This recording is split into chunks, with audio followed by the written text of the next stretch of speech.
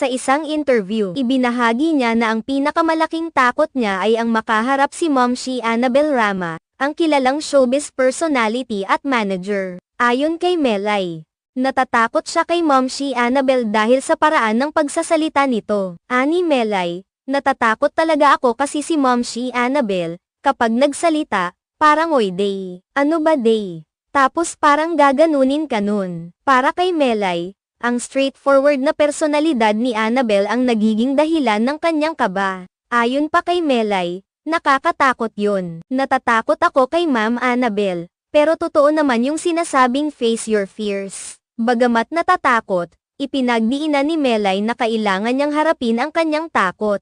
Lalo na kung magkakaroon siya ng pagkakataon na makapanayam si Momshi Annabel. Kailangan ko talagang harapin ang takot ko, sabi pa niya. Dagdag niya, kung mangyaring ang makapanayam siya ni Annabel,